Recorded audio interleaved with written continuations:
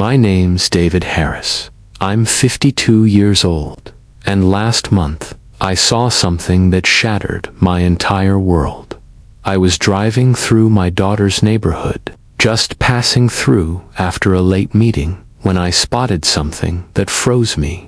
In place, it was my wife's car, parked right in front of my son-in-law's house. At midnight, and when I walked closer, when I peeked through that window and heard what they were saying inside, man, it hit me like a truck. It wasn't just betrayal. It wasn't just cheating. It was a full-blown plan to destroy me.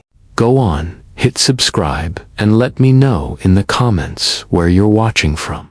Let me back up a little. My name, like I said, is David, 52. I run a small but successful construction business here in the States. Been married to my wife Linda for 25 years, a quarter of a century. We raised a daughter together, Emily. She's my pride and joy.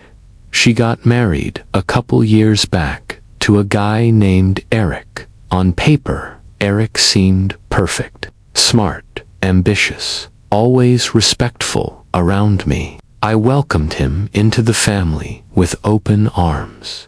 For years, I believed I had the perfect American life. A beautiful wife, a daughter who made me proud, a career I had built with my own hands. I sacrificed a lot for that stability. I put my wife through college. I worked overtime to make sure Emily never had to worry about tuition. Every decision I made was about protecting this family, and I truly thought Linda and I were solid. Sure, we had ups and downs, like every couple, but I thought we were a team. Turns out, I was dead wrong. That night, when I saw Linda's silver Lexus parked in front of Eric's place, my stomach dropped. It was late, too late for a casual visit. And something about the way it was parked, kind of tucked near the side, like she didn't want anyone to notice. My gut just screamed that something was off. I killed the engine on my truck, turned off the lights, and just sat there for a second, staring. My hands were shaking, and I hadn't even seen anything yet. I decided to get out, quietly, walked up the side of the house, keeping close to the wall. There was a faint glow coming from the dining room window. Laughter, glasses clinking. I pressed myself against the siding, heart pounding. Then I heard voices, Linda's voice, Eric's voice. I leaned in closer, and what I overheard nearly knocked the wind out of me.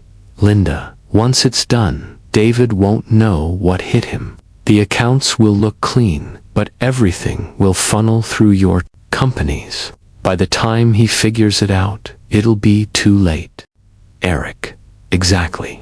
We'll transfer the contracts under my name, set him up for the debt.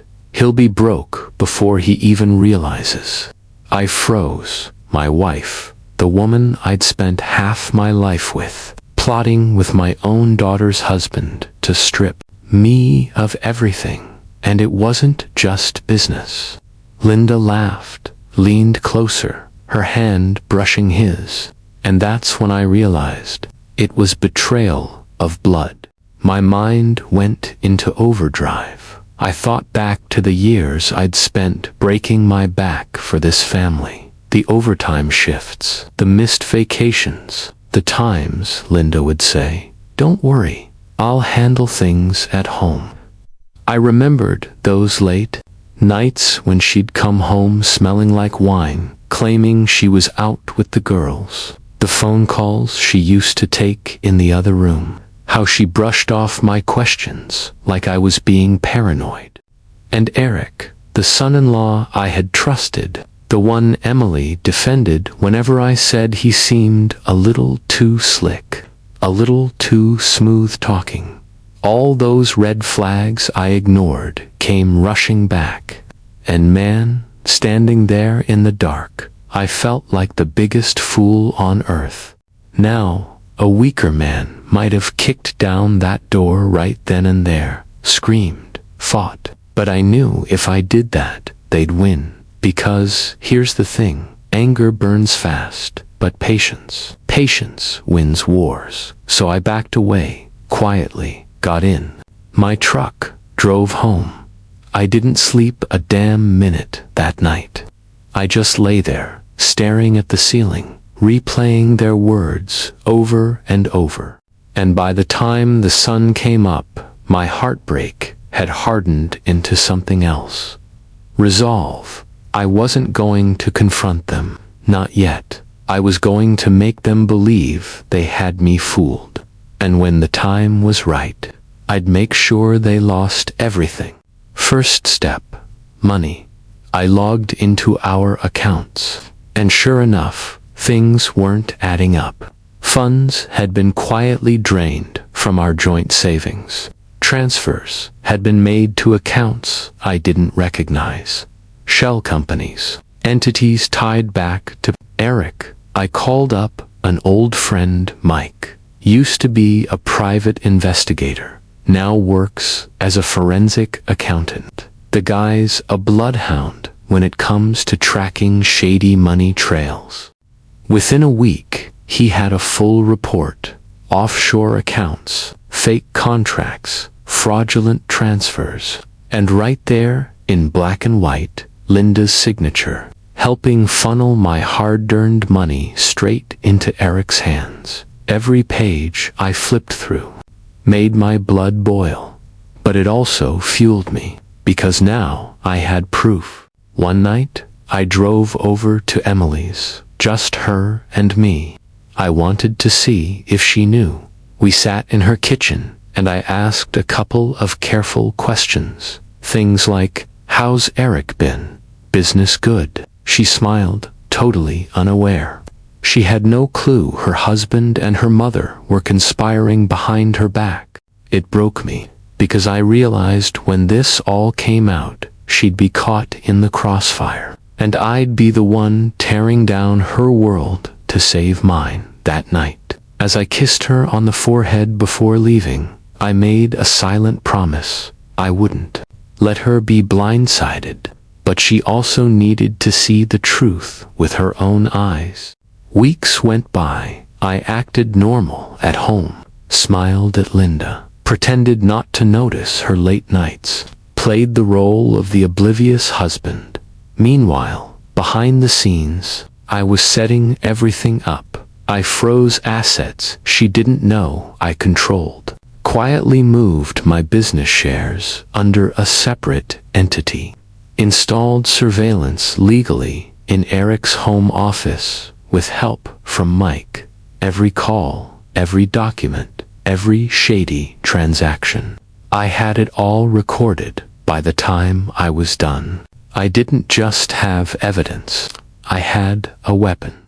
The showdown happened one Sunday afternoon. Emily had invited us over for lunch. Eric, Linda, me, and Emily. The perfect family gathering. We sat around the table, plates half full, small talk flowing. And then I set my fork down, reached into my bag, and placed a thick folder right in the middle of the table. Eric, I said calmly, why don't you explain these? He looked confused for half a second.